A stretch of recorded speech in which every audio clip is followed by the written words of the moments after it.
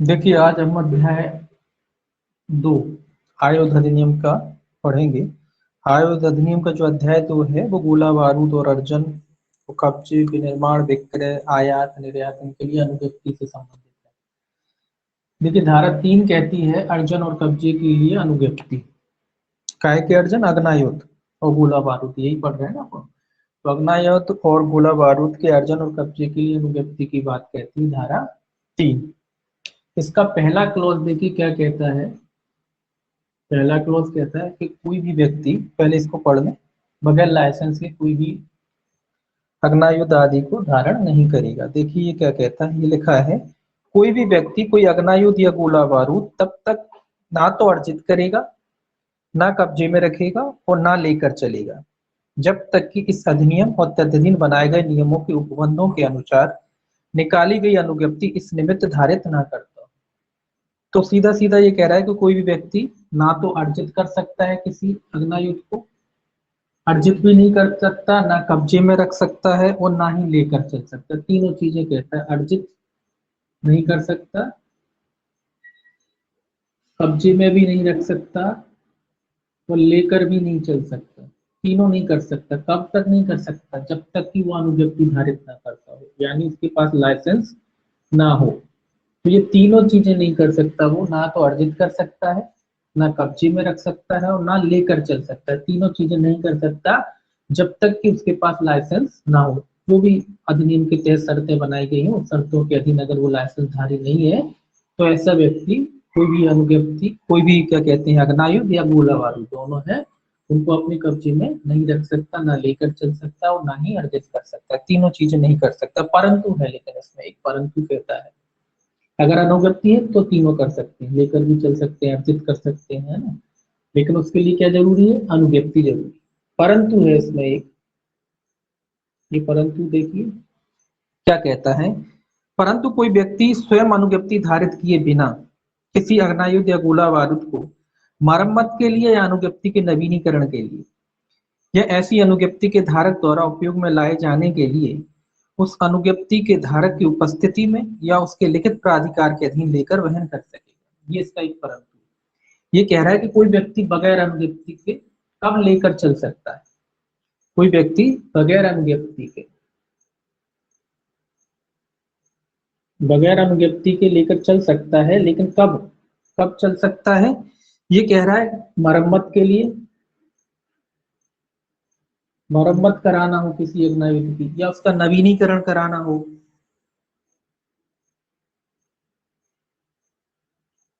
तो इन दो कंडीशन में कब चल सकता है? अनुज्ञप्ति धारक द्वारा उपयोग में लाए जाने के लिए। दूसरा है, तीसरा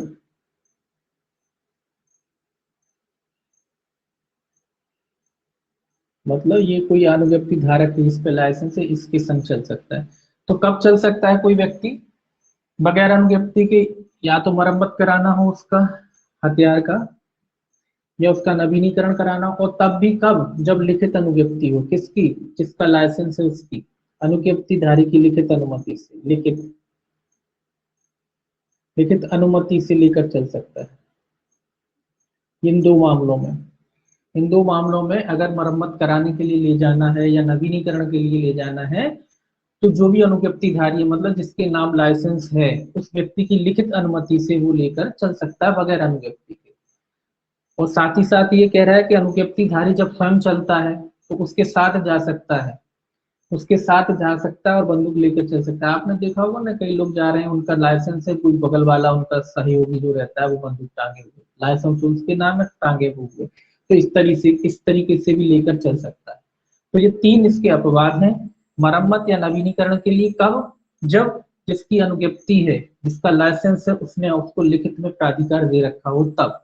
और उसके साथ चल सकता है अनुज्ञप्ति धारा, उसके साथ चल सकता है बगैर अनुज्ञप्ति के तब जो अनुज्ञप्तिधारी है, जो लाइसेंसी व्यक्ति जो उसके साथ जा रहा है, अपने साथ ले जाता है कोई व्यक्ति किसी को। ये मान लीजिए कि मान लो मेरी बंदूक है, मैं किसी साथ ले जा रहा हूँ और उसको टांग दी अपने मन के, भैया तुम टांग लो, मजनी है तुम टांग लो, मैं भी साथ में चल रहा हूँ। तो इस तरीके से भी वो बंदूक को या हथियार को लेकर के चल सकता है बगैर अनुज्ञप्ति के। तो ये तीन इसके अपवाद है, इसमें से भी क्वेश्चन आते हैं, पूछे जाते हैं कि कब चल सकता है, लिखित प्राधिकार से उसकी उपस्थिति में लेकर के चल सकता है। ठीक है, अब देखिए दूसरा क्लॉज क्या कहता है इसका।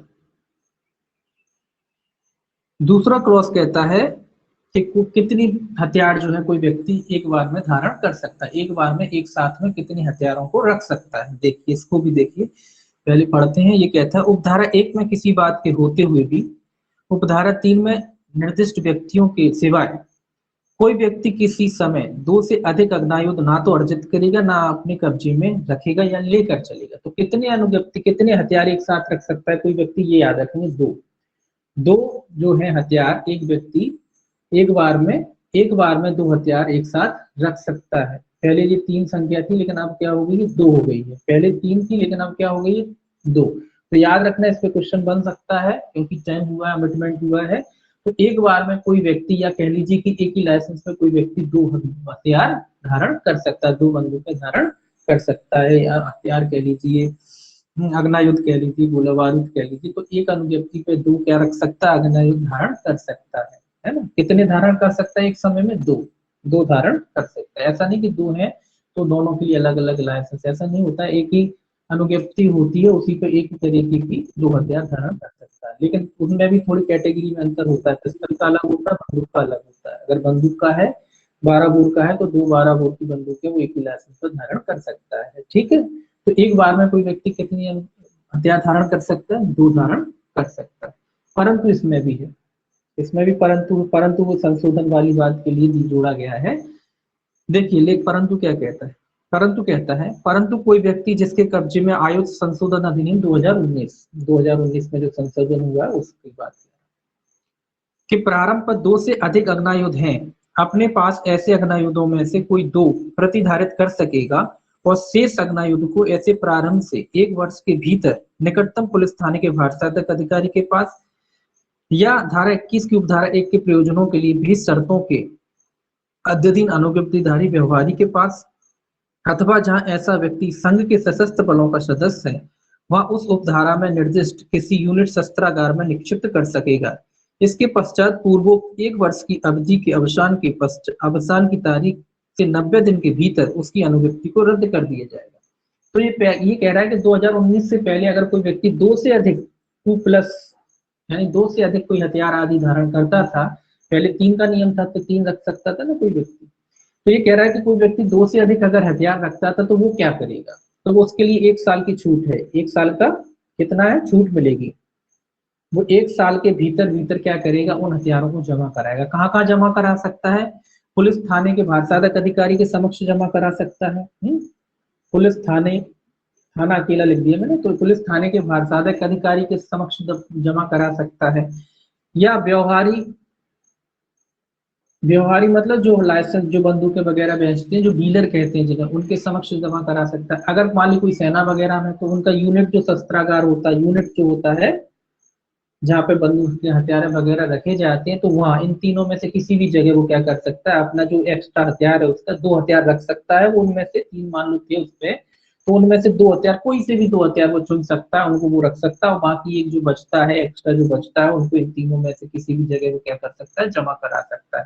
पुलिस थाने के भारसाधक अधिकारी के समक्ष जमा करा सकता है, या किसी डीलर जो बंदूकों का या हथियारों का बिजनेस करता है उसके समक्ष जमा करा सकता है, या फिर सैनिक है तो यूनिट शस्त्रागार जहां होती है वहां पर वो उनको जमा करा सकता है। अगर वो ऐसा नहीं करता है तो ये कह रहा है कि 1 साल के 90 दिन के भीतर, 1 साल के 90 दिन के भीतर, 1 साल हो गया, उसके 90 दिन के भीतर क्या हो जाएगा, उसका जो लाइसेंस है, लाइसेंस जो है क्या हो जाएगा, समाप्त हो जाएगा। लाइसेंस को समाप्त कर दिया जाएगा, किसके, जो बंदूकधारी था, जो हथियारधारी था, उसका लाइसेंस समाप्त कर दिया जाएगा। अगर 1 वर्ष के भीतर भी वो जमा नहीं कराता है तो 90 दिन के भीतर उसका जो है लाइसेंस क्या कर दिया जाएगा, निरस्त कर दिया जाएगा। देखिए परंतु एक और है इसमें, परंतु यह और कि उत्तराधिकार या विरासत के आधार पर आयुध अनुदत्त करते समय 2 अग्नायुध की सीमा को नहीं बढ़ाया जाएगा। ये कह रहा है कि अगर कोई व्यक्ति क्या कह रहा है, उत्तराधिकार या विरासत के आधार पर अगर ट्रांसफर करना चाहता है तो भी ये है 2 हथियारों की सीमा ये नहीं बढ़ाई जा सकती कि भैया 2 से ज्यादा धारण कर लो, नहीं। चाहे वो उत्तराधिकार का क्या होता है, जैसे पिता के नाम है, पिता अपने बच्चे के नाम कर सकता है, उस तरीके से हो जाता है। लाइसेंस जरूर बच्चे को बनवाना पड़ेगा, लाइसेंस होगा तो हो जाता है, ट्रांसफर हो जाता है, और ट्रांसफर भी हो जाता है, उसके बाद भी लाइसेंस बन जाता है। तो वही कह रहा है कि अगर इस तरीके की कोई बात है तो भी 2 ही हथियार कर सकता है, ये नहीं कह सकता कि 3 कर दिए, 2 उत्तराधिकार में अपने पुत्र के नाम, अपनी पुत्री के नाम, किसी के भी नाम, तो 3 नहीं कर सकता, 2 कर सकता है। 2 से ज्यादा अधिक संख्या नहीं बढ़ेगी, एक उसको करना ही पड़ेगा। अगर वो 3 हथियार धारित करता था, उससे 2 से अधिक हथियार धारित करता था, तो वो सारे निक्षेप करने पड़ेंगे, केवल 2 रख सकता है, चाहे वो उत्तराधिकार के रूप में हो, चाहे किसी के, चाहे अपने लिए रखे, चाहे उत्तराधिकार के रूप में देना चाहता तो भी। वो ये नहीं कह सकता कि साहब 2 मैं रख रहा हूँ और एक जो मेरा बच्चा है वो अपने बच्चे के नाम करना चाहता हूँ, तो ऐसा नहीं होगा। तो 2 में से वो 3 में से क्या कर सकता है, केवल 2 ही हथियार अपने समक्ष रख सकता है, ये कह रहा है, 2 से ज्यादा उसकी अनुमति नहीं है। ठीक है, अब देखिए इसका जो तीसरा पॉइंट है वो क्या कहता है। तीसरा पॉइंट, इसको ऊपर लिख लेते हैं, दिख नहीं रहा होगा यहाँ।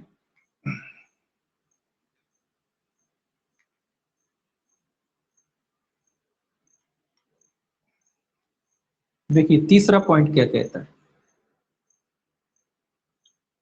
तीसरा पॉइंट कहता है, उपधारा 2 में अंतर्विष्ट कोई बात अग्ना युद्ध के किसी डीलर या लक्ष्य अभ्यास के लिए पॉइंट 22 बोर, ये भी याद रखना है आपको, पॉइंट 22 बोर राइफल या एयर राइफल का उपयोग करने वाले केंद्रीय सरकार द्वारा अनुज्ञप्त या मान्यता प्राप्त राइफल क्लब या राइफल संगम एसोसिएशन के किसी सदस्य को लागू नहीं होगी। ये अपवाद हो गया। ये कह रहा है किन किन लोगों पर ये धारा लागू नहीं होती है।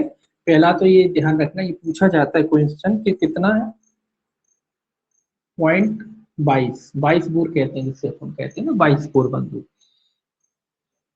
ये कह रहा है कि किसी डीलर जो बेचता है, स्वाभाविक सी बात है, डीलर पे कैसे लागू कर सकते हैं, डीलर तो हजारों बंदूकें रखता है, उस पर 2 वाला नियम तो लागू हो ही नहीं सकता है ना, तो डीलर पे लागू नहीं होता।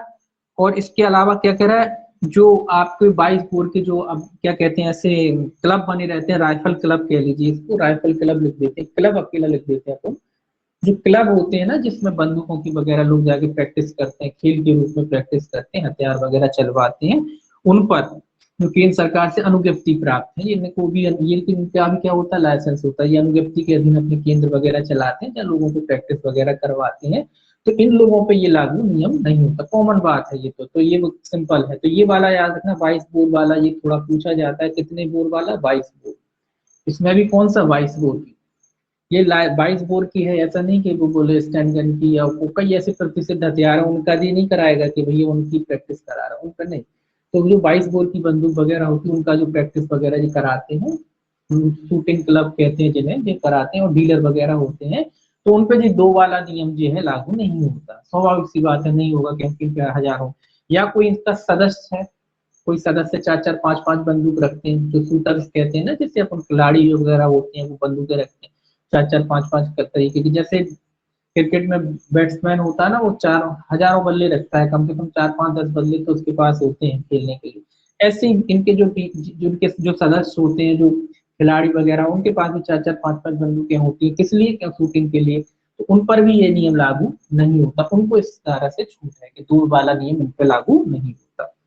ठीक है, अब देखिए चौथा क्या कहता है इसका। चौथा कहता उपधारा 21 की उपधारा 2 से 6 दोनों को सम्मिलित करते हुए कि उपबंध उपधारा 2 के परंतुक के अधीन आग्नेयुद्ध के किसी निक्षेप के संबंध में लागू होंगे, वैसे वे उस उपधारा 1 के अधीन किसी आयुध या गोला बारूद के निक्षेप के संबंध में लागू होते हैं। तो ये कह रहा है धारा 21 के जो नियम है, धारा 21 के जो नियम है वो यहाँ भी धारा 21 में कब्जा जब विधिपूर्ण नहीं रह जाता तो उसका निक्षेप कैसे किया जाता है, तो वो वाले नियम कह रहा है यहाँ जो है, धारा 21 की धारा उपधारा 2 से लेके 6 तक के सारे क्लॉज कह रहा है, 2 से 6 तक जो इसमें शामिल है, उपधारा 2 के परंतु के अधीन अग्नायुधों के किसी निक्षेप के संबंध में लागू होंगे। निक्षेप मतलब जब जमा करना होता है, जब आपका कब्जा विधिपूर्ण नहीं रह जाता, तो ये वाले जो नियम है वो यहाँ भी जो इसमें धारा 21 में भी लागू होंगे, मतलब आपने अर्जित किया है, आप अर्जित कब्जे में लेकर नहीं चल सकते, और कहाँ जमा करेंगे, वही व्यवहारिक कहाँ जमा कर सकते हैं, पुलिस थाने में जमा कर सकते हैं, यूनिट शस्त्रागार है वहां भी जमा कर सकते हैं। कब जमा कर सकते हैं, जब आपका कब्जा विधिपूर्ण नहीं रह जाता, कब्जा विधिपूर्ण नहीं रह जाता, ये कह रहा है कब्जा विधिपूर्ण किसी भी वजह से विधिपूर्ण नहीं रह गया है, कई वजह हो सकती है कि जब आपका कब्जा विधिपूर्ण नहीं रह गया, आपने रिन्यू नहीं कराया, बहुत सी वजह होती है। तो उन वजह से अगर आपका कब्जा विधिपूर्ण नहीं रह गया है, या सरकार ने कोई अनुज्ञप्ति निकाल दी उसकी वजह से आपका कब्जा विधिपूर्ण नहीं रह गया है, या मान लीजिए चुनाव आ जाते हैं तो सरकार कहती है ना हथियार जमा करिए, तो उसके बाद भी अगर आप रखते हैं तो माना जाएगा कि आपका कब्जा विधिपूर्ण नहीं है। तो ऐसी अवस्था में आप वो यूनिट शस्त्रागार में जमा करा सकते हैं, व्यवहारी के यहाँ जमा करा सकते हैं, या फिर पुलिस थाने के वारसाधिक अधिकारी के समक्ष क्या कर सकते हैं, उस जो भी हथियार है आपका उसको जमा करा सकते हैं। तो कब्जा विधिपूर्ण ना रहने के कई वजह हो सकती हैं, तो अगर आपका कब्जा विधिपूर्ण नहीं रह गया तो इस धारा के तहत उनको भी जमा कराया जाएगा। अब इसके बाद आपका सेक्शन जो है 4 है, ये कतिपय दशाओं में कह रहा है विनिर्दिष्ट वर्णन के आयु। ये तो नॉर्मल वाली बात हो गई। ये कह रहा है कुछ ऐसे क्षेत्र होते हैं जहां और भी हथियार रखने की जो है केंद्र सरकार क्या दे सकती है, आपको अनुमति दे सकती है। अगर उसे लगता है कि किसी अन्य प्रकार के हथियारों को रखना चाहिए तो उसके लिए भी अनुमति दे सकती है केंद्र सरकार।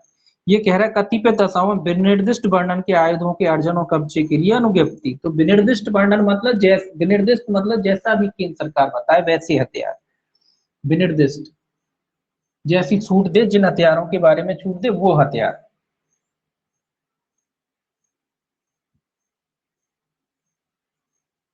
विनिर्दिष्ट अकेला लिख दिए, विनिर्दिष्ट जो हथियार है उनके बारे में कह रहा है। ये स्पेशल हथियारों के बारे में छूट दे सकती सरकार कि आप किसी क्षेत्र विशेष में अगर सरकार को लगता है, केंद्र सरकार को लगता है कि भाई इन हथियारों से काम नहीं चलने वाला है, व्यक्ति को और छूट देनी चाहिए, तो वो विनिर्दिष्ट हथियार मतलब जो बताए गए हैं, जो बताएगी, जो छूट दी जाए, उन हथियारों को रखने के लिए भी अनुज्ञप्ति दे सकती है सरकार। अनुज्ञप्ति, इसमें भी अनुज्ञप्ति, उसमें अब सरकार अनुज्ञप्ति दे सकती है या कह लो छूट दे सकती है। ठीक है, क्या कहता है ये देखिए इसमें। ये कहता है यदि केंद्र सरकार की राय हो कि किसी क्षेत्र में विद्यमान परिस्थितियों को ध्यान में रखते हुए लोक हित में यह आवश्यक या समीचीन है, आग्नेयुद्ध से भिन्न आयुधों का भी अर्जन कब्जे में रखना या बहन विनिमित किया जाना चाहिए, तो वह शासकीय राजपत्र में अधिसूचना द्वारा निर्देश दे सकेगी कि अधिसूचना में विनिर्दिष्ट क्षेत्र को यह धारा लागू होगी, और तदुपरि कोई भी व्यक्ति ऐसे वर्ग या वर्णन के आयुध जैसा अधिसूचना में विनिर्दिष्ट किए जाएं उस क्षेत्र में तब तक ना तो अर्जित करेगा, ना अपने कब्जे में रखेगा, ना लेकर चलेगा, जब तक कि वह इस अधिनियम और तद्दीन बनाए गए नियमों के उपबंधों के अनुसार दी गई अनुज्ञप्ति इस निमित्त धारित न करता हो। ये कह रहा है कि सरकार अगर चाहे, कौन सी सरकार, केंद्र सरकार, केंद्र ही कर रहा है तो याद रखना केंद्र सरकार बजट में निकाल सकती, नोटिफिकेशन एक निकाल सकती, किसी क्षेत्र में दोनों चीजें कर सकती है। एक तो हथियार रखने की अनुमति भी दे सकती है, दूसरा उसको रोक भी लगा सकती है अगर उसे लगता है लोक हित में, जनता के हित में, किसी क्षेत्र विशेष में, क्षेत्र विशेष में, कुछ क्षेत्र विशेष में कि किसी विशेष प्रकार के हथियारों में प्रतिबंध लगाना चाहिए वो भी लगा सकती है, या कह सकती है कि छूट देना चाहती है तो छूट दे सकती है। और लेकिन वो क्या कहेगी कि वो विनिर्दिष्ट प्रकार के जो भी हथियार हैं उसके लिए भी सरकार कह सकती है कि अनुज्ञप्ति, अगर कोई व्यक्ति वो अनुज्ञप्ति धारण करता है, विनिर्दिष्ट प्रकार के जो भी हथियार है सरकार ने जो भी लिस्ट बनाई है उसके लिए अगर कोई व्यक्ति अनुज्ञप्ति धारी है, अनुज्ञप्ति धारण करता है, सरकार से उसने अनुज्ञप्ति ले रखी है, तो उस विशिष्ट क्षेत्र में, विशेष जो क्षेत्र है उसमें वो उस प्रकार का हथियार, जिस प्रकार के हथियार की छूट दी है सरकार ने, उस प्रकार के हथियार को वो क्या कर सकता है, धारण कर सकता है, अपने कब्जे में रख सकता है। कुछ विशेष क्षेत्र हो सकते हैं जहाँ के हालात खराब होते हैं, या सरकार को लगता है कि वो हथियार रखने चाहिए, या फिर रोक भी लगा सकती है कि हथियार रखने पे, या किसी विशेष प्रकार के हथियारों पर रोक भी लगा सकती, दोनों ही कर सकती। तो अनुज्ञप्ति के बगैर कोई व्यक्ति ऐसे विशेष प्रकार के जो हथियार हैं वो धारण नहीं करेगा। तो केंद्र सरकार कौन से विशेष प्रकार के, उसको तो सरकार नोटिफिकेशन निकाल के कोशिश कर सकती है कि कौन कौन से हथियार होंगे जिसको कोई व्यक्ति धारित कर सकता है, जब वो लाइसेंस धारण करता हो तब। तो उसके लिए भी उसे क्या लेना पड़ेगा, अनुज्ञप्ति लेनी पड़ेगी, लाइसेंस लेना होगा। तो ये धारा 4 काय से संबंधित है, आप इसको याद रखें, विशेष प्रकार के जो हथियार हैं, विशेष क्षेत्र के लिए विशेष प्रकार के हथियारों में छूट दे सकती है केंद्र सरकार, वो धारा 4 है। ठीक है, धारा 5 देखिए। धारा 5 कहता है आयुध और गोला बारूद के विनिर्माण विक्रय के लिए, ये काय के लिए अनुज्ञप्ति है, ये आप बनाने के, बनाने वालों की बात कह रहा है, विनिर्माण दोनों के लिए है, और विक्रय डीलर के लिए। ये फैक्ट्री वगैरह आप खोलते हैं, हथियार बनाना चाहते हैं, आपको हथियारों की फैक्ट्री खोलना, तो उसके लिए भी आपको लाइसेंस की आवश्यकता होगी, और अगर आप विक्रय करना चाहते हैं, व्यवहारी बनना चाहते हैं, डीलरशिप लेना चाहते हैं, तो उसके लिए भी आपको काय की जरूरत पड़ेगी, अनुज्ञप्ति की। यानी लाइसेंस के बगैर आप ये सारे काम नहीं कर सकते, ना तो उसका निर्माण कर सकते हैं और ना ही उसका विक्रय कर सकते हैं। अगर आपको निर्माण करना है या विक्रय करना है तो उसके लिए भी आपको लाइसेंस की लेने की आवश्यकता पड़ेगी। देखिए ये क्या कहता है, ये कहता है इसका पहला क्लॉज, कोई भी व्यक्ति किसी भी अग्नायुध या ऐसे वर्ग या वर्णन के किसी भी अन्य आयुधों का जैसा विहित किए जाएं या किसी गोला बारूद का तब तक, कह रहा है कब तक नहीं करेगा विनिर्माण वगैरह। पहला इसी में ए है, विनिर्दिष्ट वर्णन मतलब जैसा सरकार घोषित करती है, अधिसूचना निकाल सकती है, घोषित कर सकती है, तो जैसा भी सरकार घोषित करे उसी प्रकार का अग्नायुध हो सकता है या फिर गोला बारूद भी हो सकता है, दोनों हो सकता है। तो ना तो कोई व्यक्ति कब निर्माण करेगा ना विक्रय करेगा। कब नहीं करेगा, पहला ना तो उपयोग में लाएगा, ना विनिर्माण करेगा, अभिप्राप्त करेगा, उपाप्त करेगा, विक्रय करेगा, अंतरण करेगा, संपरिवर्तन करेगा, मरम्मत, परख या परिसिद्ध करेगा और ना। ये सारी चीजों की रूप कह रहा है कि ना तो उपयोग में लाएगा, उपयोग में भी नहीं ला सकता कोई व्यक्ति उसको। दूसरा क्या कहता है, विनिर्माण भी नहीं कर सकता उसका, जो तुमने लिखा है विनिर्माण भी नहीं कर सकता। तीसरा कहता है उपाप्त मतलब उसको प्राप्त प्राप्त भी नहीं कर सकता या उसका विक्रय भी नहीं कर सकता,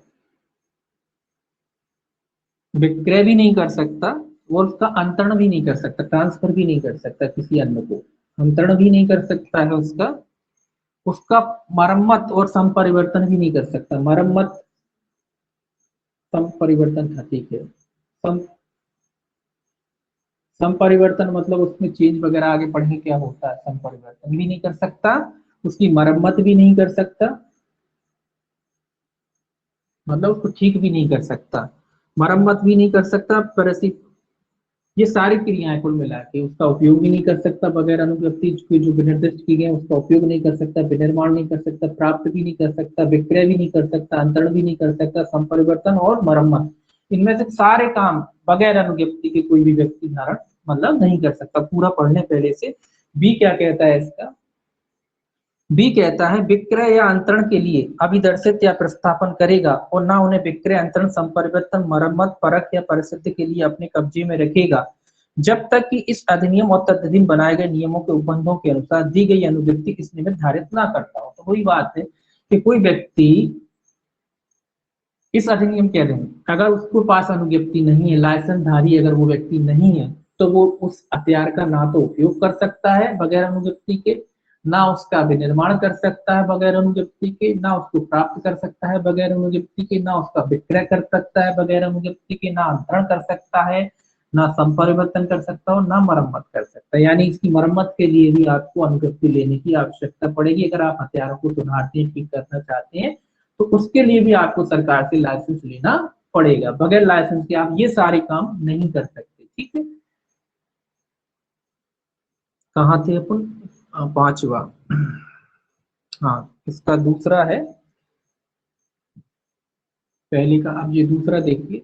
तो कुल मिला के ये है कि लाइसेंस चाहिए, सरकार से आपको लाइसेंस चाहिए। बगैर लाइसेंस के आप कोई भी काम अनुज्ञप्ति से संबंधित या अग्नि आयुध से संबंधित या गोला बारूद से संबंधित कोई भी कार्य नहीं कर सकते, ना उपयोग कर सकते, ना विनिर्माण कर सकते, प्राप्त भी नहीं कर सकते। ठीक है, अब प्राप्त नहीं कर सकते ऐसा इसीलिए लिखा है कि अगर ऐसा लिख देते कि प्राप्त नहीं कर सकते फिर तो कोई भी कहीं से खरीदाता बोले हम तो बस प्राप्त ही तो किया, अभी क्या करा, तो वो प्राप्त भी नहीं कर सकते। प्राप्त खरीदना है, जैसे क्या होता है ना कि जब आपको लाइसेंस इशू हो जाता है, जब आप प्राप्त करते हैं या विक्रय खरीदने जाते हैं तो उसके लिए भी लाइसेंस चाहिए रहता है। डीलर आपसे कहता है भाई साहब लाइसेंस दिखाइए, पहले आपका लाइसेंस था।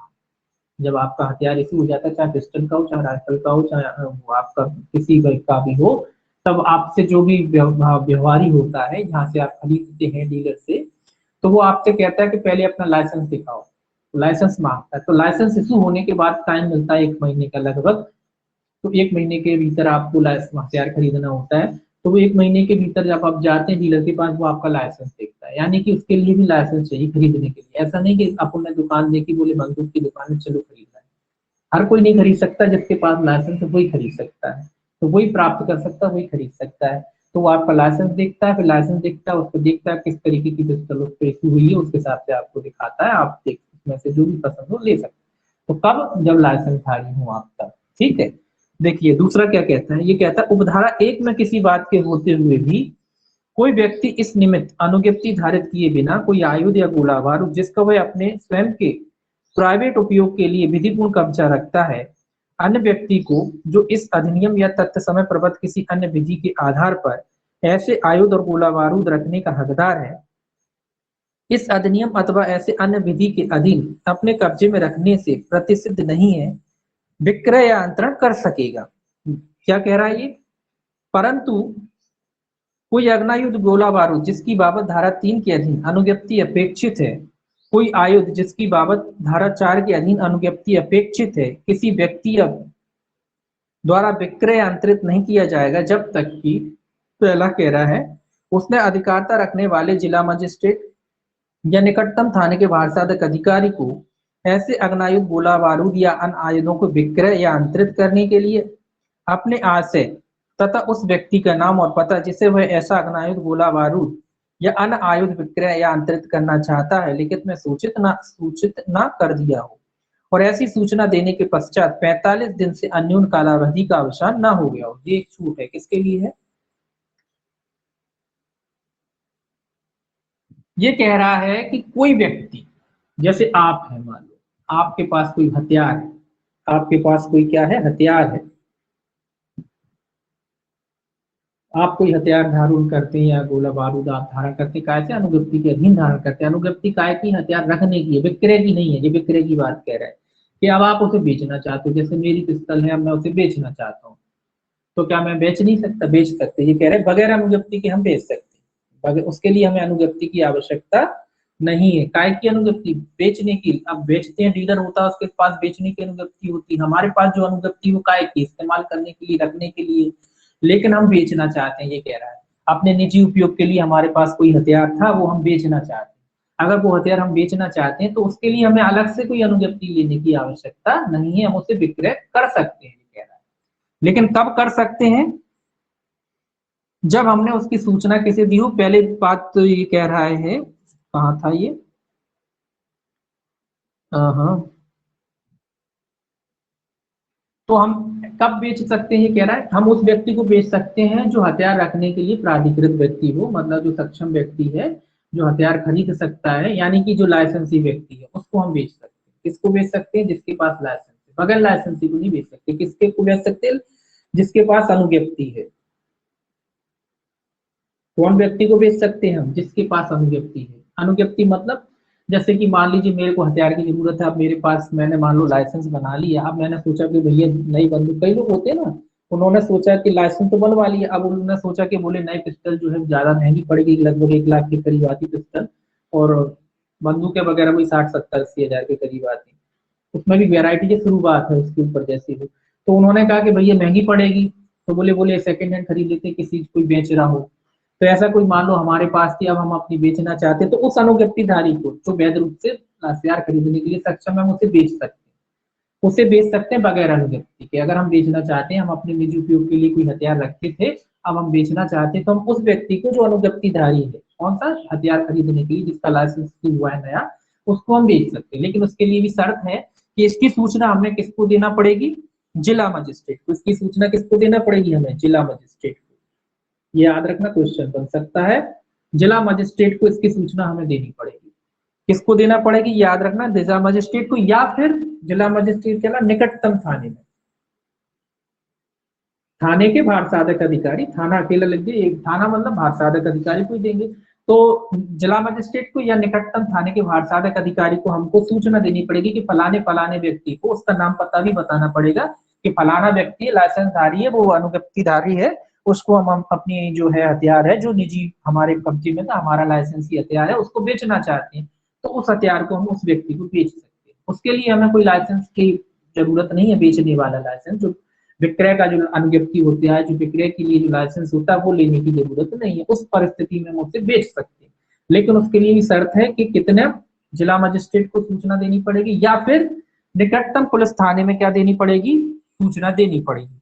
ऐसी सूचना देने के पश्चात 45 दिवस के अन्यून कालावधि का अवसान न हो जाए, और उसके लिए भी समय सीमा है कितना, 45 दिन का समय ना बीत जाए, 45 दिन।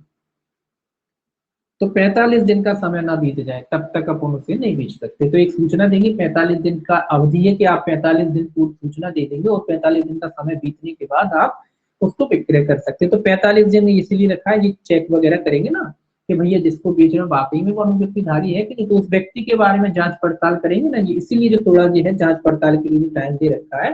तो 45 दिन की अवधि, तो ये दोनों इंपॉर्टेंट चीजें, किसको सूचना देंगे, बगैर अनुज्ञप्ति के आप बेच सकते, तो बिल्कुल बेच सकते हो अगर आप लाइसेंस धारी हो।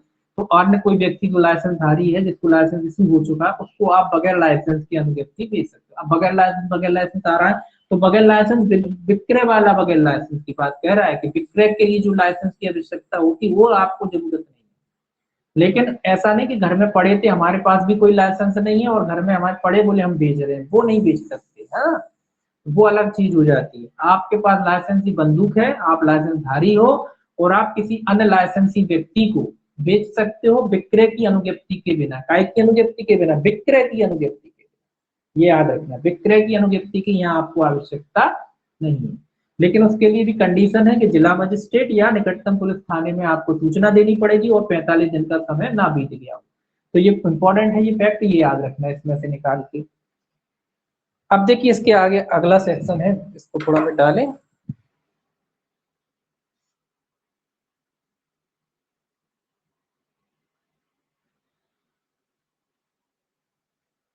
अब सेक्शन जो है आपका 6, सेक्शन 6 क्या कहता है देखिए, ये कहता है गनों के नाल को छोटा किए जाने या नकली अग्नायुध को अग्नायुध से संपरिवर्तित करने के लिए अनुज्ञप्ति। ये गनों की नाल, गनों की नाल अकेला लिख दिया है मैंने, तो ये कह रहा है गनों की नाल को या नकली अग्नायुध को अग्नायुध में संपरिवर्तित, या कोई नकली हथियार है उसको असली बनाने के लिए, इसके लिए भी आपको क्या चाहिए रहेगा, अनुज्ञप्ति चाहिए रहेगा। ये काम भी आप बगैर अनुज्ञप्ति के नहीं कर सकते। अगर आप किसी हथियार की गन की नाल छोटी करना चाहते हैं या कोई नकली हथियार को असली हथियार में परिवर्तित करना चाहते हैं, तो उसके लिए भी आपको अनुज्ञप्ति की आवश्यकता पड़ेगी। बगैर अनुज्ञप्ति के आप ये सारे काम भी नहीं कर सकते। इसके लिए भी क्या चाहिए, लाइसेंस चाहिए, अनुज्ञप्ति चाहिए। तो देखिए ये क्या कहता है, ये कहता है कोई भी व्यक्ति अग्नायुध की नाल को छोटा या किसी नकली अग्नायुध को अग्नायुध में संपरिवर्तित या आयुध नियम 2016 में उल्लिखित अग्नायुध के किसी भी प्रवर्ग के अग्नायुध के किसी अन्य प्रवर्ग में संपरिवर्तित, मतलब एक वर्ग से दूसरे वर्ग में चेंज हो जाए, इस तरीके का कोई काम तब के सिवाय ना करेगा जब तक कि वह इस अधिनियम या तदधीन बनाए गए नियमों के उपबंधों के अनुसार निकाली गई अनुज्ञप्ति इस निमित्त धारित ना करता हो। तो इसमें सिंपल याद रखना, हेडिंग याद रखने कि गनों की नाल को छोटा करने के लिए या नकली अग्नायुध को असली में बदलने के लिए, नकली को असली में बदलने के लिए, नकली को काय में बदलने, असली में बदलना चाहते हैं। क्या हथियारों की बात हो रही, या तो गनों की नाल को, वो होता है ना लंबी नाल होती है, आपने आजकल छोटी का फैशन चल रहा है, तो कोई बोले इसकी छोटी करके छोटी बनाना है, छोटी बना सकते हो, लेकिन उसके लिए अनुज्ञप्तिधारी व्यक्ति होना चाहिए, जो अनुज्ञप्तिधारी करता हो, अनुज्ञप्तिधारी हो ऐसा व्यक्ति क्या कर सकता है, उसकी गन की नाल को छोटा कर सकता है।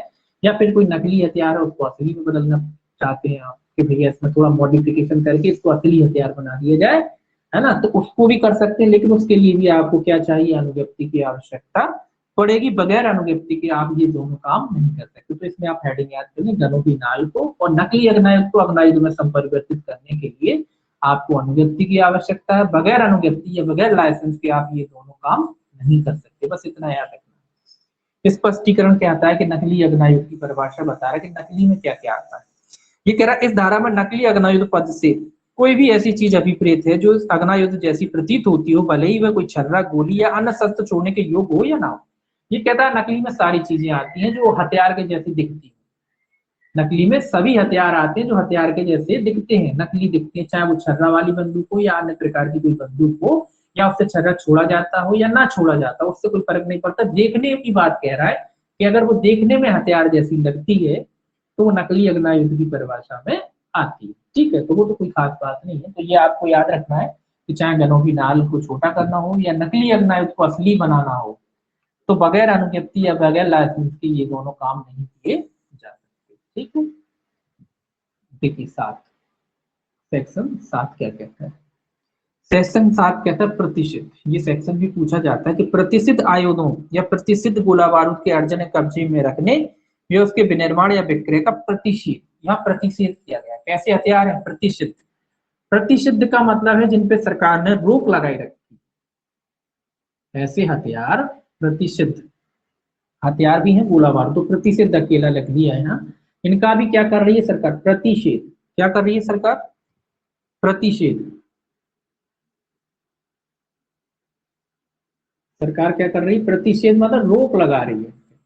ऐसा कोई हथियार या गोला बारूद जो प्रतिषिध श्रेणी में आता है। किस श्रेणी में आता है? प्रतिषिध की श्रेणी में आता है। प्रतिषिध मतलब जिसपे सरकार ने रोक लगाई कि AK-47 कोई अपने घर में नहीं रखेगा, वो कोई रखता है तो किस धारा के तहत दोषी? धारा 7 के तहत दोषी है ऐसा व्यक्ति। क्योंकि सरकार घर AK-47 थोड़ी ना रख सकते हो, 12 बोर की बंदूक घर में रख सकते हो, लेकिन AK-47 थोड़ी रखोगे क्योंकि वो प्रतिषिध श्रेणी में आता। वो बात अलग है कि सरकार ने छूट दे दी हो किसी जगह, तो एक अलग बात है, वो तो सरकार नोटिफिकेशन निकालेगी, छूट किसी भी हथियार को दे सकती है। लेकिन अगर सरकार ने रोक लगा रखी हो और वो आप अपने घर में रखते, चाहे वो हथियार हो या गोला बारूद हो, है ना। अब आप अपने घर में ग्रेनेड रखे हुए हैं, तो ये भारत में तो प्रतिषिध है ना कि नहीं है? तो ऐसे हथियार अगर कोई व्यक्ति रखता है तो उनका प्रतिषेध सरकार कर सकती है धारा 7 के तहत। तो उसमें क्या कर सकती है सरकार? रोक लगा सकती है।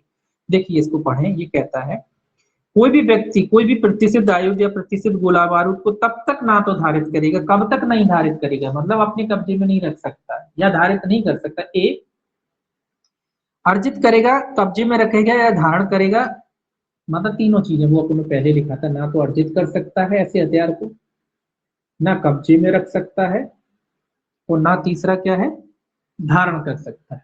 तो तीनों में से कोई चीज नहीं कर सकता वो। ना तो अपने अर्जित कर सकता, अर्जित मतलब किसी अंदर से ले लिया, कब्जे में भी नहीं रख सकता और उसको धारण भी नहीं कर सकता, तीनों चीजें नहीं कर सकता है। दूसरा उपयोग लाएगा, विनिर्मित करेगा, तो दूसरा कहता है उपयोग में भी नहीं ला सकता, सारी चीजें नहीं कर सकता कुल मिला के। उपयोग में भी नहीं लाएगा, उसको विनिर्मित बना भी नहीं सकता, विनिर्मित भी नहीं कर सकता, उसको विक्रय भी नहीं कर सकता। ये नहीं कि भैया आपने देखे कभी AK-47 के जो भले ही आपने देखे होंगे व्यवहारी होते हैं, कभी देखा है कि AK-47 मिल रहा है उनके पास? नहीं मिलता ना। केवल वही बंदूकें मिलती हैं 2-3 तरीके की, वाई बोर्ड होती है, एक आपकी पचपेरा कहते हैं उसको, वो होता है, और पिस्टल वगैरह में 2-3 तरीके के हथियार मिलते हैं, बाकी तो ये नहीं मिलती ना। और हथियार तो आपने देखे भी नहीं होंगे, तो उनके पास बोले AK-47 दिखा, बोले आज हम बोले टैंक को खरीदना चाहते हैं, तो वो थोड़ी ना मिलेंगे, उन पर रोक है। तो इस तरीके के हथियार नहीं मिलते। ये कैसे हथियार होते हैं? प्रतिषिध होते हैं। तो ये कह रहा है कि हाँ, उनका उपयोग भी नहीं कर सकता, विनिर्मित भी नहीं कर सकता, संपरिवर्तन भी नहीं कर सकता, संपरिवर्तन भी नहीं कर सकता, ये सारे काम भी नहीं कर सकता, और ना ही उसकी मरम्मत भी नहीं कर सकता। मरम्मत वगैरह, सुधार वगैरह, ये सारी चीजें नहीं कर सकता। अगला देखिए, मतलब सारी चीजें पूरी लिख दी। ना अर्जित करेगा, ना कब्जे में रखेगा, ना धारण करेगा, ना उपयोग करेगा, ना विनिर्मित करेगा, ना विक्रय करेगा, ना संपरिवर्तित करेगा, ना मरम्मत करेगा, मतलब कुछ चीज नहीं छोड़ी उन्होंने। हथियार से संबंधित कोई भी चीज हो, एनीथिंग, वो कुछ नहीं कर सकता। विक्रय यंत्रण के लिए अभिदर्शित या प्रतिस्थापित करेगा, और न विक्रय यंत्रण से संपरिवर्तित, मरम्मत, परख या प्रतिषिध के लिए अपने कब्जे में रखेगा।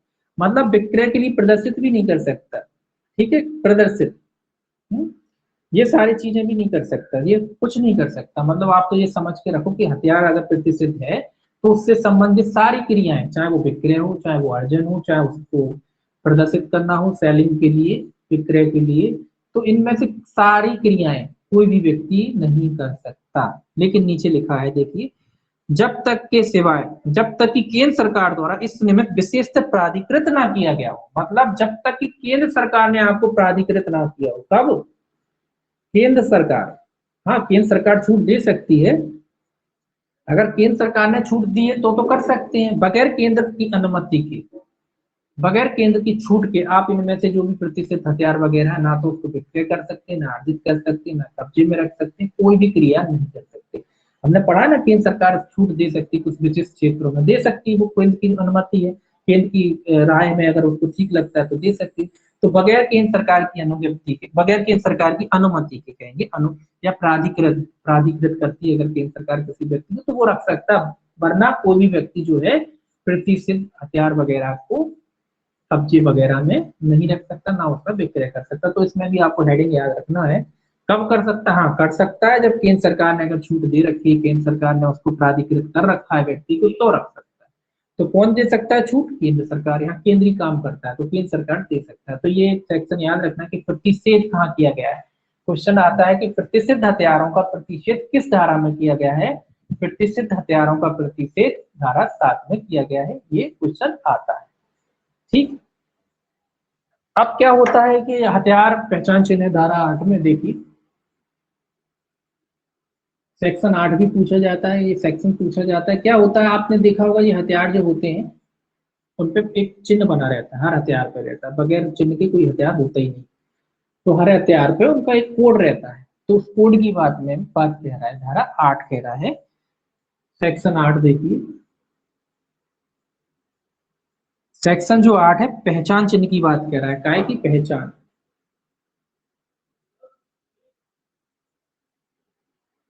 हर हथियार पे एक यूनिक चिन्ह होता है जिससे वो आइडेंटिफाई होता है, पहचान होता है। अगर मान लो एक जैसे एक ही ब्रांड की अगर बंदूकें हैं, सारी हथियार है, तो उन सब पे सीरियल वाइज नंबर अलग अलग रहता है, एक नहीं रहता है कि भैया एक ही ब्रांड पे एक उस पर सीरियल हर प्रोडक्ट पे रहता है, उसी जैसे बंदूकों पे भी रहता है। कुल मिला के उनका एक यूनिक नंबर रहता है। तो उस यूनिक नंबर की बात कह रहा है कि हर जो हथियार होता है उसका पहचान चिन्ह होना अनिवार्य है। अगर बगैर पहचान चिन्ह का है तो क्या होगा, देखिए क्या कहता है। जिन अग्नायुधों पर पहचान चिन्ह ना हो उसके विक्रय अंतरण का प्रतिषेध। ये कह रहा है ऐसे हथियार जिन पर पहचान चिन्ह ही नहीं है, जिन पर कोई निशान नहीं, कोई मार्क नहीं है कि भैया कहाँ बने, कब बने, किस मैन्युफैक्चरर ने बनाया, कब सदी में बने, सारी डिटेल जो लोग जानते हैं उस पहचान चिन्ह से स्पष्ट हो जाती है। उसमें कोडिंग रहती है कि कब बनी, किसने बनाई, कैसे बनी, है ना। तो वो ये कह रहा है कि अगर ऐसा पहचान चिन्ह किसी हथियार पर नहीं तो उसका आप विक्रय नहीं कर सकते। क्या नहीं कर सकते? विक्रय। बगैर पहचान चिन्ह के हथियार का आप विक्रय नहीं कर सकते। देखिए ये क्या कहता है इसमें, देखिए पहला इसका क्या कहता है, इसमें भी थोड़ा अपवाद आएगा। देखिए ये कहता है कोई भी व्यक्ति किसी अग्नायुध या गोला बारूद या अन्यथा दर्शित कोई भी नाम, संख्या या अन्य पहचान चिन्ह ना तो मिटाएगा, ना हटाएगा, ना परिवर्तित करेगा, ना कूटकरित करेगा। तो पहला तो ये कह रहा है कि कोई भी व्यक्ति इस तरीके का जो पहचान चिन्ह है उसको हटाएगा नहीं, हटाएगा नहीं, उसको हटाएगा नहीं या मिटाएगा नहीं, उसको मिटा, तो हटाएगा नहीं कोई व्यक्ति किसी भी पहचान चिन्ह को, क्या नहीं करेगा, वो हटाएगा नहीं, उसको मिटाएगा भी नहीं। हटाना मिटाना एक ही बात है। तो कोई भी व्यक्ति जो है हथियार वगैरह पे जो भी पहचान चिन्ह वगैरह होते हैं उनको हटाएगा नहीं। ये पहला क्लॉज कहता है कि कोई भी व्यक्ति जो भी पहचान चिन्ह हो उसको हटाना वगैरह है, उसको हटाता है कोई व्यक्ति, परिवर्तित करता है, ये नहीं करेगा कि हटा दिया या कोई दूसरा लिख दिया। तो इस तरीके का कोई काम कोई व्यक्ति नहीं करेगा। दूसरा देखिए, दूसरा कहता है कोई भी व्यक्ति किसी भी ऐसे अग्नायुध का विक्रय या अंतरण नहीं करेगा जिसमें विनिर्माता का नाम, विनिर्माता संख्या या पहचान चिन्ह मुद्रांकित या केंद्र सरकार द्वारा अनुमोदित रीति से इस पर अन्यथा दर्शित ना। तो ये कह रहा है कि ऐसा कोई भी व्यक्ति उसका विक्रय आदि भी नहीं करेगा जिस पर कुल मिला के ये है पहचान चिन्ह वगैरह नहीं। विनिर्माता उस पहचान चिन्ह के कोड में सारी चीजें रहती हैं कि किसने बनाया, किस कहाँ से निकला, कौन सी संख्या है, कौन सा मॉडल है, किस सीरीज में बना। तो ये कह रहा है कि इस तरीके का अगर कोई की बंदूक वगैरह पे, हथियार वगैरह पे चिन्ह वगैरह नहीं है तो ऐसा व्यक्ति उस हथियार को विक्रय भी नहीं कर सकता, ना तो हटाएगा चिन्हों को, ना ही क्या करेगा उसका विक्रय करेगा। दोनों चीजें कह रहा है। तीसरा देखिए क्या कहता है। तीसरा कहता है जब कभी किसी व्यक्ति के कब्जे में ऐसा आग्नायुध हो जिसमें ऐसा नाम, संख्या या अन्य पहचान चिन्ह ना हो, या जिस पर ऐसा नाम, संख्या या अन्य पहचान चिन्ह मिटाया जाना, परिवर्तित या कूट रचित किया गया हो, तब उस दशा के सिवाय जिसमें कि तत्प्रतिकूल साबित ना कर दिया जाए, यह उपधारित किया जाएगा कि वह नाम, संख्या या अन्य पहचान चिन्ह उसने मिटाया, हटाया, परिवर्तित या कूट रचित किया गया। ये कह रहा है कि अगर कोई हथियार वगैरह है जिस पर कोई पहचान चिन्ह नहीं है या फिर उसको हटाया मिटाया गया है, तो ये कह रहा है जब तक कि आप तत्प्रतिकूल साबित ना कर दें, ये उपधारणा की बात कह रहा है। जब तक उपधारणा क्या की जाएगी कि आपने ही उसको हटाया, आपने ही उसको मिटाया है, ये उपधारणा की जाएगी जब तक कि आप ये साबित ना कर दें कि भैया हमको तो ऐसे ही मिला था, हमारे को नहीं पता कि इस पर कहाँ पहचान चिन्ह होता है, क्या कैसा होता है, तब तक ये मान के चला जाएगा कि आपने ही उस पहचान चिन्ह को हटाया है या मिटाया है। ठीक है, तो ये उपधारणा की बात कहता है तीसरा। परंतु है इसमें, परंतु देखिए क्या कहता है, परंतु है,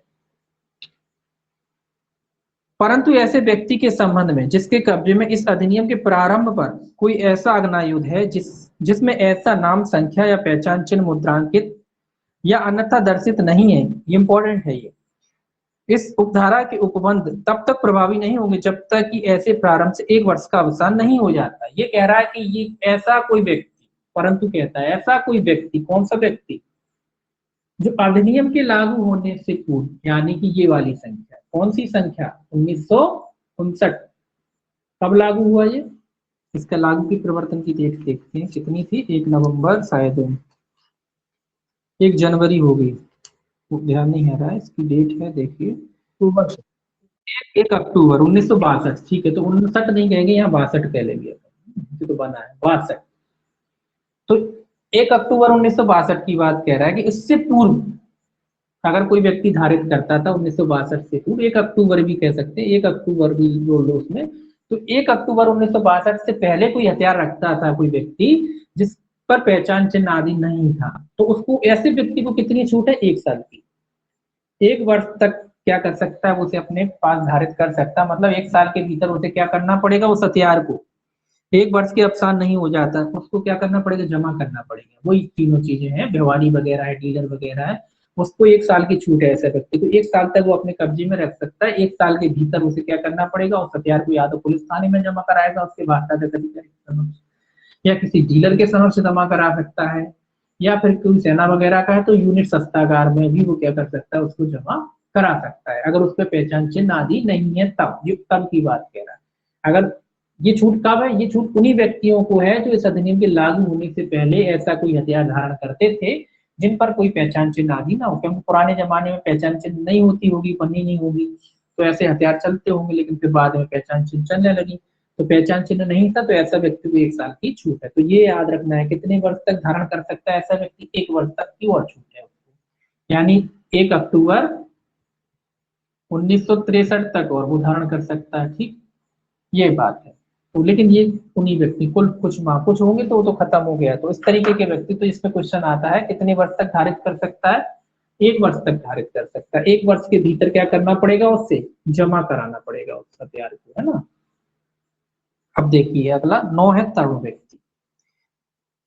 तरुण व्यक्तियों और अन्य व्यक्तियों द्वारा अग्नायुध आदि के अर्जन, कब्जे या उसके विक्रय यंत्रण का प्रतिषेध, सेक्शन 9, इसको तरुण व्यक्तियों के नाम से याद करें आप, तरुण व्यक्ति, तरुण व्यक्ति कितने में, सेक्शन 9 में है तरुण व्यक्ति, ये याद रखना है कि तरुण व्यक्ति कितने में, सेक्शन 9 में है। तो ये कह रहा है कि कोई तरुण व्यक्ति हो सकते हैं या और भी अन्य व्यक्ति हो सकते हैं, उनके द्वारा हथियार का धारण नहीं किया जाना। कब धारण नहीं कर सकते, नीचे कंडीशन देखिए कि कोई व्यक्ति कब हथियार धारण कर सकता है, कोई लाइसेंस कब धारण कर सकता है, हथियार कह लो या लाइसेंस कह लो, लाइसेंस पे ही हथियार मिलता है। देखिए ये क्या कह रहा है, पहला, इसका पहला क्लॉज क्या कहता है, पहला क्लॉज कहता है इस अधिनियम के पूर्वगामी उपबंधों में किसी बात के होते हुए कोई व्यक्ति, नीचे देखिए पहला इसका, जिसने 21 वर्ष की आयु पूरी ना की हो, तो कितनी आयु होना चाहिए हथियार धारण के, 21 वर्ष, जिसने 21 वर्ष की आयु पूरी ना की हो। तो अब एक बात ये भी क्वेश्चन इंपॉर्टेंट है, ये बनता है कि कोई व्यक्ति किसी हथियार को कब धारण कर सकता है, जब उसकी आयु 21 वर्ष या उससे अधिक हो गई, 21 वर्ष से कम का है या नीचे का है तो वो हथियार धारण नहीं कर सकता। तो लाइसेंस अगर आप मांगना चाहते हैं, लेना चाहते हैं, अनुव्यक्ति लेना चाहते हैं, तो उसके लिए आपकी एज कितना होना चाहिए, 21 वर्ष या उससे अधिक की एज होना चाहिए। तो 21 वर्ष या उससे अधिक की एज आपकी है तो आप हथियार धारण कर सकते हैं, अनुव्यक्ति ले सकते हैं। हथियार धारण कब करेंगे, जब अनुव्यक्ति लेंगे, तो अनुव्यक्ति के लिए आवेदन कर सकते हैं, आवेदन मिलेगा, आपका आपका अनुव्यक्ति हो जाता है तो आप हथियार धारण कर सकते हैं। दूसरा कहता है किसी ऐसे, किसी में दूसरा है, नहीं दूसरे लिख देते हैं, किसी ऐसे अपराध की दोष सिद्धि पर जिसमें हिंसा या नैतिक अविचार अंतर्बलित हो, किसी अवधि के लिए कारावास के से दंडादेश किया गया हो, उस दंडादेश के अवसान के पश्चात 5 वर्ष की कालावधि के दौरान किसी भी समय, ये देखिए ये भी इंपॉर्टेंट है, ये क्वेश्चन ये भी आता है कि कोई ऐसा व्यक्ति जिसे किस कौन से अपराध के लिए, हिंसा वाला कोई अपराध हो जिसमें उसने हिंसा की, हिंसा बस याद रखें आप, या नैतिक अविचार, हिंसा या नैतिक अविचार, अगर कोई व्यक्ति ने कोई ऐसा अपराध किया है जिसमें हिंसा कारित हुई हो या कोई नैतिक अविचार से संबंधित कोई अपराध हो, तो ऐसा व्यक्ति भी 5 वर्ष की अवधि तक, ये याद रखना पूछा जाता है, कितने वर्ष तक वो ऐसा व्यक्ति हथियार धारण नहीं कर सकता, 5 वर्ष की अवधि तक, 5 वर्ष की अवधि तक ऐसा व्यक्ति हथियार धारण नहीं कर सकता, भले ही लाइसेंस हो तो भी वो सस्पेंड हो जाएगा उतने समय के लिए।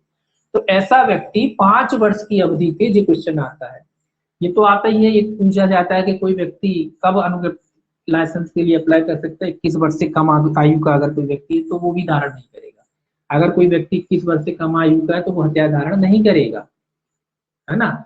और ये कह रहा है कि अगर कोई व्यक्ति हिंसा या नैतिक अविचार का दोषी पाया गया है, ऐसे किसी अपराध में दोषी पाया गया है, तो ऐसा व्यक्ति 5 वर्ष की अवधि तक, 5 वर्ष मतलब कब, जब वो जेल से छूट के आता तब, ऐसा नहीं कि जेल से गिने जाएगी, जेल में था मान लो 2 साल की, 1 साल की, 6 महीने की, 1 महीने की, जो भी सजा काट के आया, अब निकल आया, निकलने के बाद कितने वर्ष तक, 5 वर्ष तक वो हथियार धारण नहीं कर सकता। निकलने के बाद की बात कह रहा है, ऐसा नहीं कि भैया जेल में ही काउंट होने लगे, 2 साल की सजा हुई बोले 2 साल वहां काउंट हो गए, 1 साल यहाँ काउंट, 3 साल यहाँ काउंट, ऐसा नहीं होता है।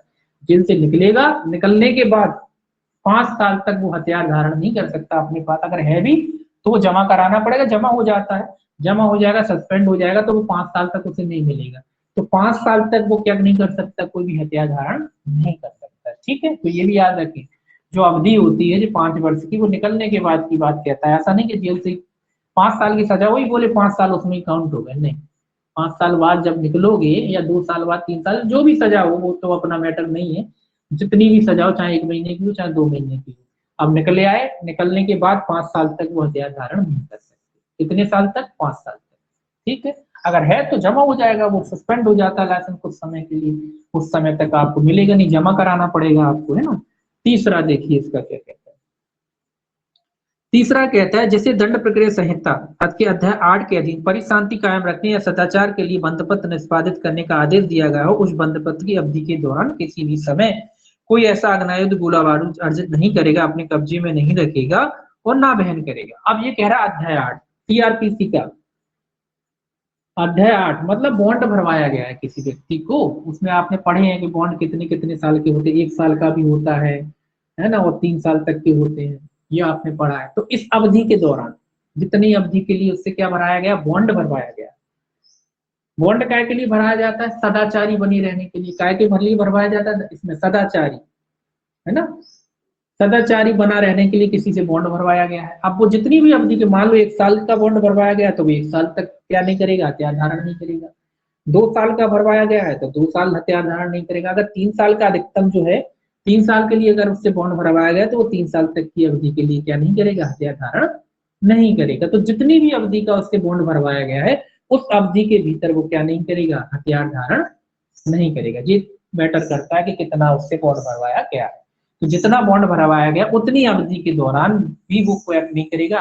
कुल मिला के ये समझ लीजिए, अगर किसी व्यक्ति से बॉन्ड भरवाया जाता है, जैसे ही बॉन्ड भरवा लिया जाएगा, जितनी अवधि के लिए भी बॉन्ड भरवाया जाएगा उतनी अवधि के लिए उसे अपने हथियार को निक्षेप करना पड़ेगा, जमा करना पड़ेगा, ठीक है। तो ये हो गया। तो तीनों कंडीशन याद रखना, 21 वर्ष से कम आयु का व्यक्ति इंपॉर्टेंट है, ये कोई हथियार धारण नहीं कर सकता।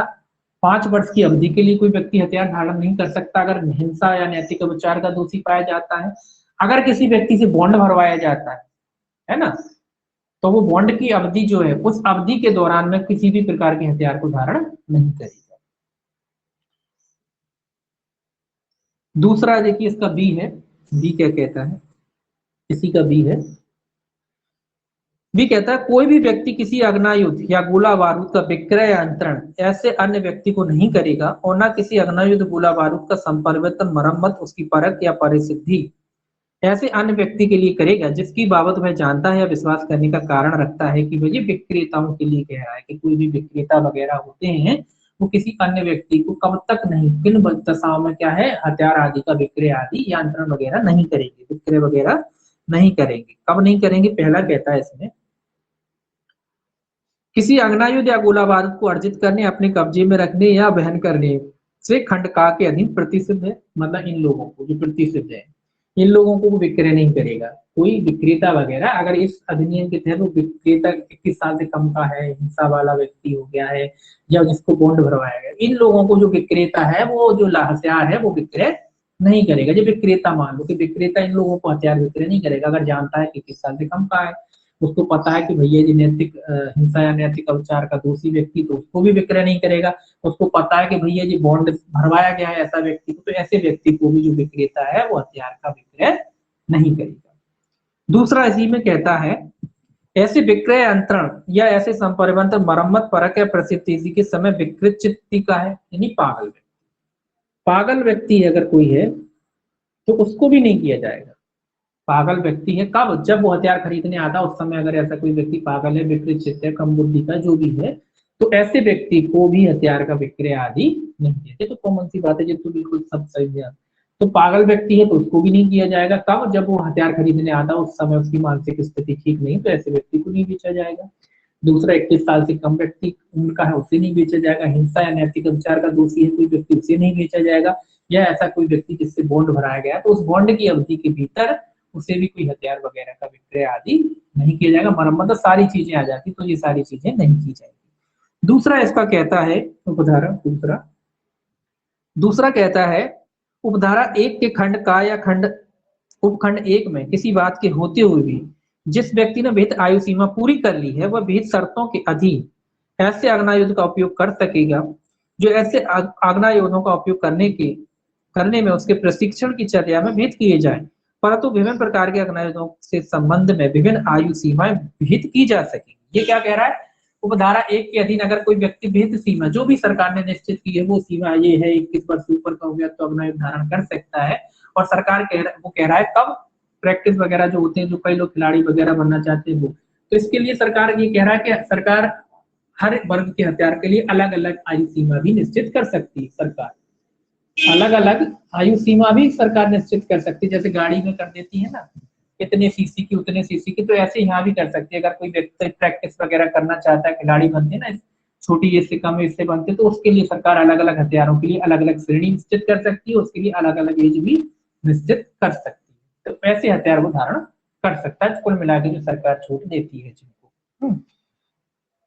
ये हो गया आपका 9। देखिए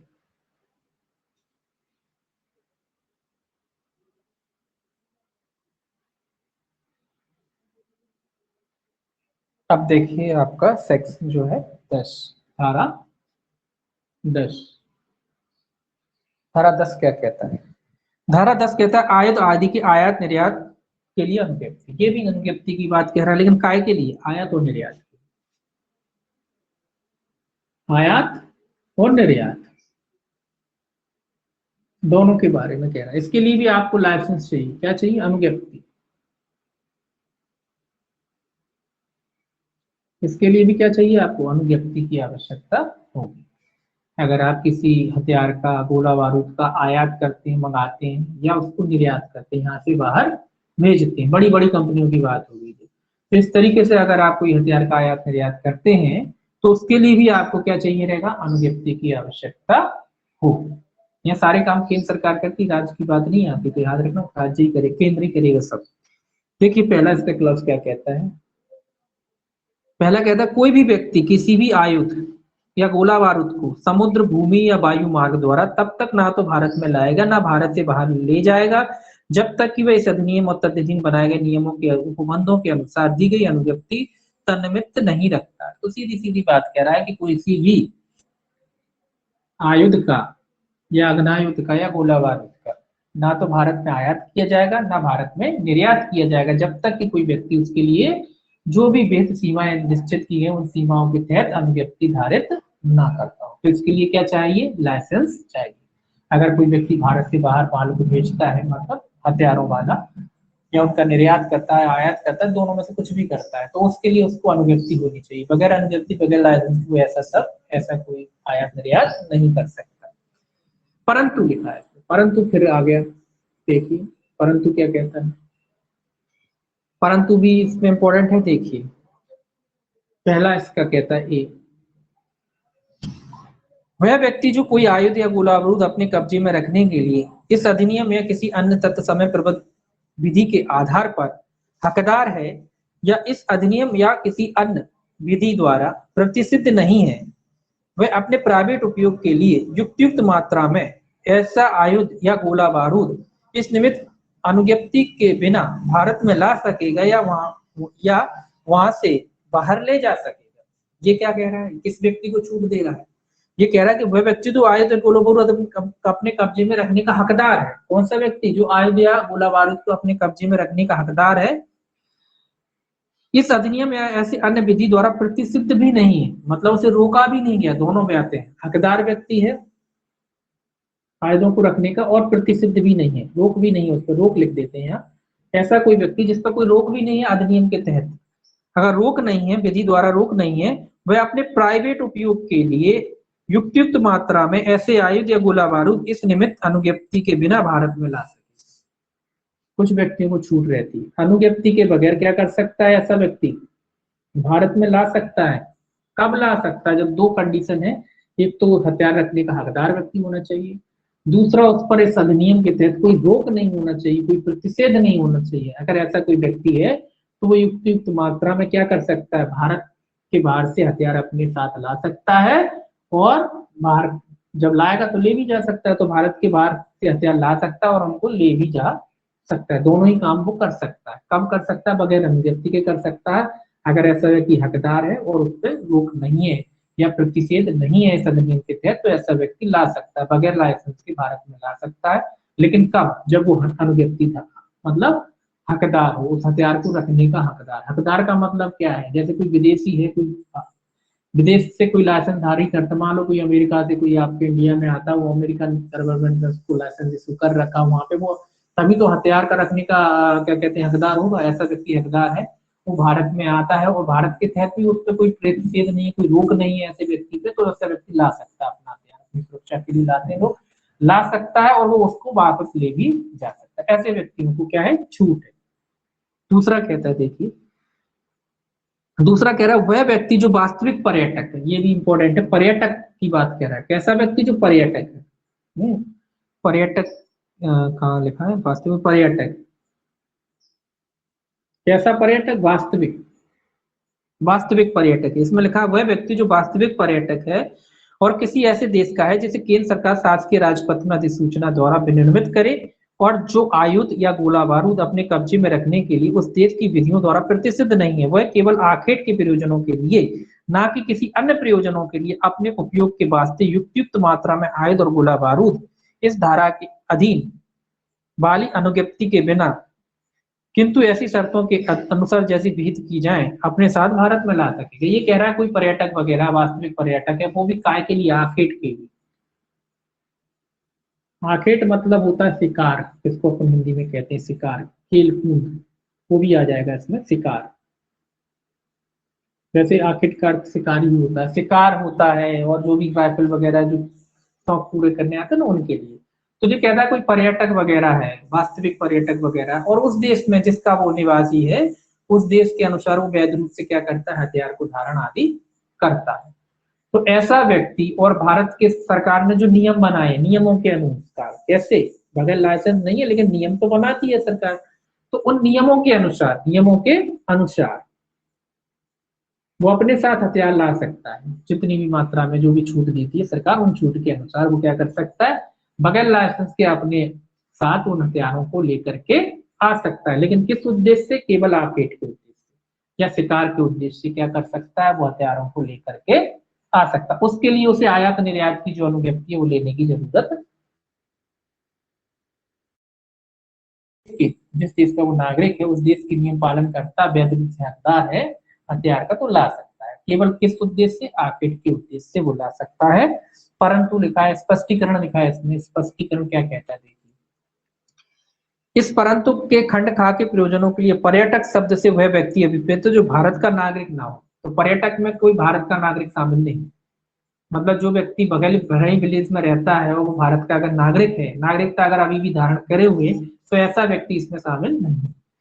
नागरिक ना हो होते हुए आमोद प्रमोद दृश्य दर्शन या केंद्र सरकार द्वारा बुलाए गए अधिवेशनों में या अंतरराष्ट्रीय सम्मेलनों संगमों या अन्य निकायों में से प्रतिनिधि की हैसियत से भाग लेने से भिन्न उद्देश्य न रखते हुए 6 माह से अनधिक कालावधि के लिए भारत आता। तो ये भी क्लियर कर दिया उन्होंने कि पर्यटक कब माना जाएगा। पहला तो भारत का नागरिक नहीं होना चाहिए, यानी अनागरिक व्यक्ति हो गया, और वो भी कब, जब वो सरकार जो क्या करती है आमोद प्रमोद के लिए लिखा है इसमें, मतलब घूमने फिरने के लिए आता है या दर्शन भारत देखने के लिए आता है या केंद्र सरकार द्वारा बुलाने पर आता है, जो अधिवेशन वगैरह होते हैं उनमें हिस्सा लेने के लिए आता है, संगमों में वगैरह जो होते रहते हैं, कन्वेंशन वगैरह जो होते रहते हैं उनमें हिस्सा लेने के लिए आता है। तो 6 माह से, उसमें भी कितनी अवधि है, 6 माह, कितनी अवधि से अनधिक, 6 माह से अनधिक, मतलब 6 माह की अवधि के लिए, उससे ज्यादा के लिए नहीं। तो 6 माह से कम की अवधि कह सकते हैं, तो 6 माह या उससे कम की अवधि के लिए भारत आता है और भारत का नागरिक नहीं है, ये भी याद रखना। तो भारत का नागरिक पर्यटक में शामिल नहीं है। भले ही कोई विदेशी भारत भारत कोई भारत का व्यक्ति विदेश में रहता होगा, वो नागरिकता हासिल करे, भारत की नागरिकता उसने अभी नहीं छोड़ी है और नागरिक है, तो वो पर्यटक की श्रेणी में नहीं आएगा। ठीक है, तो ऐसा व्यक्ति जो घूमने फिरने के लिए आता है, सरकार द्वारा बुलाया जाता है उसे सम्मेलनों वगैरह में भाग लेने के लिए, आखेट के लिए आता है, तो ऐसा व्यक्ति को, वो भी कम 6 माह से अनधिक अवधि के लिए आता है, तो ऐसे व्यक्ति को है अनुज्ञप्ति या लाइसेंस के लिए आवश्यकता नहीं। आयात निर्यात की बात कर रहा है ना, तो इसको भारत में निर्यात कर रहा है, आयात कर रहा है, तो ऐसे व्यक्ति को उसकी आवश्यकता नहीं है। झूठ है, मिला के सरकार उनको छूट देती है। दूसरा देखिए इसका सेक्शन क्या कहता है।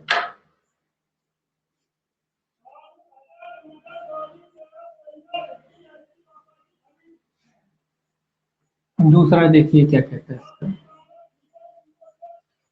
दूसरा कहता है उपधारा 1 के परंतुक में अंतर्विष्ट किसी बात के होते हुए भी यह कि जहां की उस परंतुक के खंड का या खंड खाम के अधिक के किसी ऐसे व्यक्ति को लागू होने के बारे में जो यह दावा करता है कि खंड का उसे लागू है, या ऐसे खंड में निर्दिष्ट व्यक्ति के कब्जे में के आयुध या गोला बारूद की मात्राओं की युक्त युक्त के बारे में, या ऐसे आयुध या गोला बारूद ऐसे व्यक्ति द्वारा जिस उपयोग में लाए जा सकेंगे उसके बारे में कोई शंका, सीमा शुल्क कमिश्नर या केंद्र सरकार, ये आ रहा है किसको, सीमा शुल्क कमिश्नर।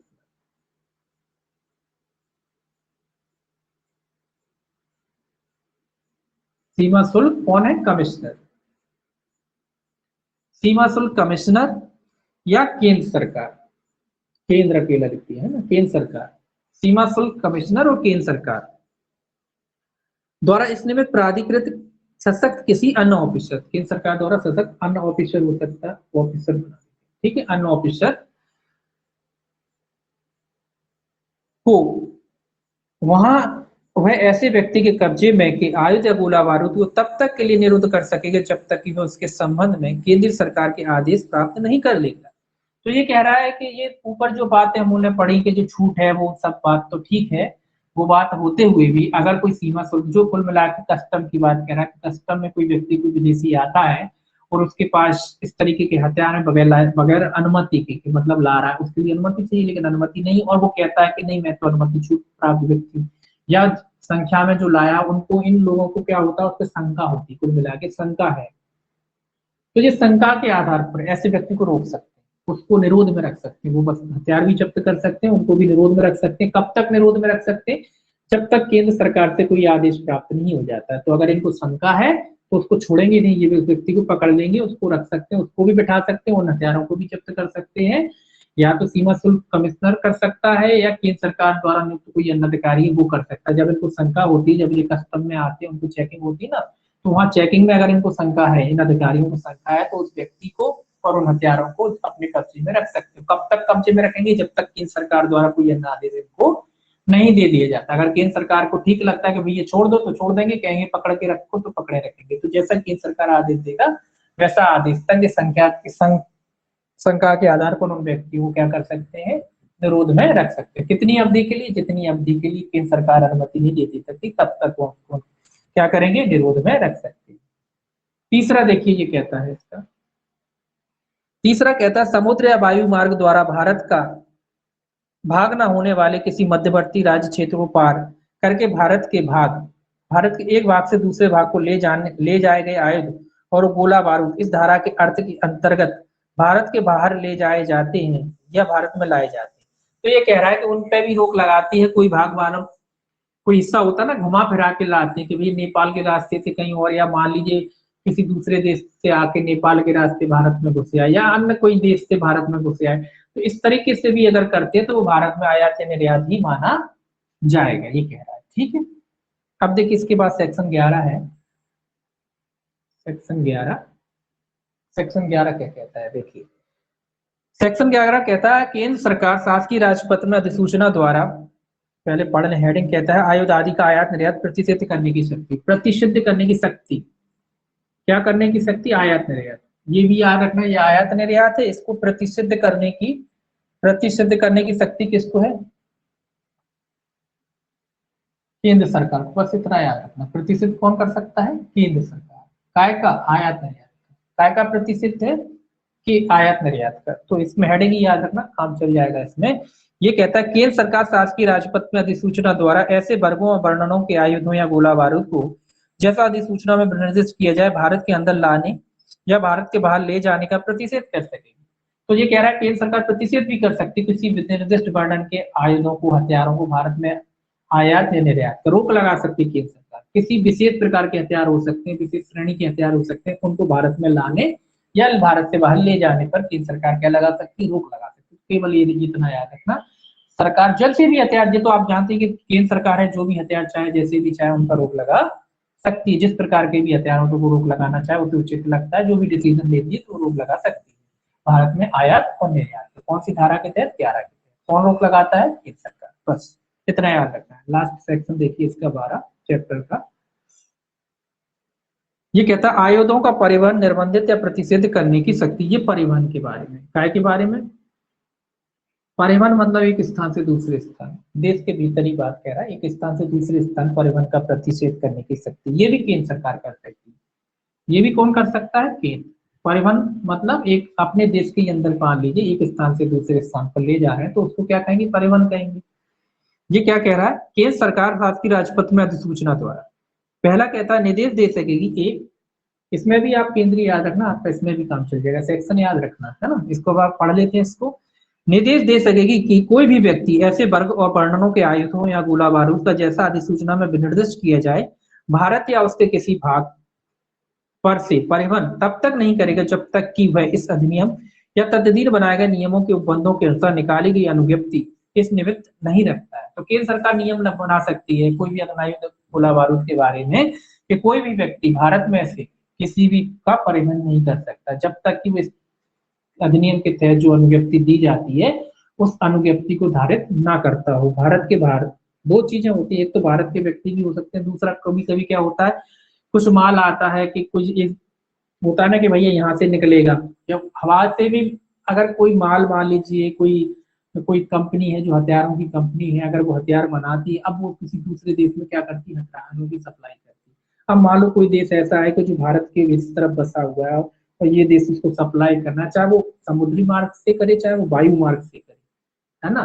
तो अगर वो उसको भारत के देश से निकलना है हथियारों से भरा जखीरा लेके अपने जहाज को, तो वो ये कह रहा है कि उसका भी परिवहन नहीं कर सकते, हमारी सीमाओं से नहीं कर सकते जब तक कि आप इस अधिनियम के तहत लाइसेंस नाधारी ना हो। तो जो कंपनी होगी उसे भारत में भी लाइसेंस लेना पड़ेगा, जहां जहां से वो निकलेगी जिस जिस देश के जो नियम होंगे उस देश के अनुसार उसे अनुज्ञप्ति लेनी पड़ती है। तो ये कह रहा है कि इस तरीके से अगर कोई व्यक्ति करता है तो उसके लिए भी उसे अनुज्ञप्ति धारित करनी पड़ेगी। भारत के तो नहीं, भारत के जो लोग हैं वो भी, और जो भारत के अंदर से होके निकलते कई बार होता है ना, एक देश से दूसरे देश जा रहे हैं, ऊपर से हवा भले ही भारत में नहीं उतर रहा माल, लेकिन इधर से रास्ता ऐसा है कि बोले यहाँ से शॉर्ट पड़ता है तो बोले यहाँ से, तो उसके लिए भी इनको अनुज्ञप्ति लेनी पड़ेगी। इस तरीके से भी वो परिवहन नहीं कर सकते जब तक कि वो लाइसेंसधारी ना हो, मतलब इस अधिनियम के तहत उन्होंने लाइसेंस धारण नहीं किया हो।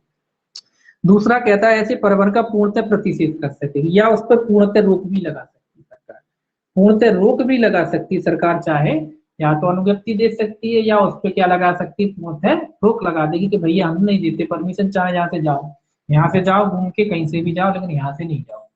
तो इस पे पूर्ण रूप से क्या कर सकती सरकार, रोक भी लगा सकती। दूसरा कहता है जिन आयुधों या गोला बारूद का भारत के समुद्र पत्तन या विमान पत्तन में यानांतरण किया जाता है उनका इस धारा के अर्थ के अंतर्गत परिवहन किया जाता है। तो वो दोनों ही बातें कह रहा है, कह रहा है अगर चाहे समुद्र मार्ग से किया जाए तो भी माना जाएगा कि उसका भारत के भीतर से क्या किया जाता है, परिवहन किया जाता है। भारत भारत ही भारत में नहीं आ रहा माल, आ रहा होता तो आयात हो जाता, लेकिन चूंकि आ नहीं रहा है, परिवहन हो रहा है, यहाँ से निकल रहा है बस। तो ऐसे को या तो आप सरकार लाइसेंस की व्यवस्था कर सकते कि भाई ये लाइसेंस लो, तब जाओ पैसा दो, हमें भी पैसा देना पड़ेगा, भले ही हम नहीं खरीद रहे आपके हथियार, लेकिन आप दूसरे को बेच रहे हमारे देश से निकल रहा है, तो उसके लिए लाइसेंस है, उसके लिए आप हमें पैसा दो। वो कर सकती व्यवस्था, या फिर पूर्ण रूप से रोक लगा सकती है। उसको लगता है कि नहीं, ये बगल वाले देश को हथियार सप्लाई कर रहा है, वो हम देश हमारे लिए खतरनाक है, तो पूरी रोक लगा देगी कि भैया नहीं, आप नहीं बेच सकते, हमारी सीमा से तो नहीं बेच सकते। और आप चाहे वो पानु भारत की वायु सीमा भी हो गई, और नीचे का भी बात हो गया, और आपका जो जल मार्ग है अगर उससे भी करता है तो भी एक तरीके की बात है, तो भी माना जाएगा तो वो परिवहन कर रहा है, यानी उस पर भी ये नियम लागू होते हैं। ठीक है, तो आज आपका ये चैप्टर 2 खत्म हो गया, अगला चैप्टर जो है 3 कल देखेंगे। ठीक है।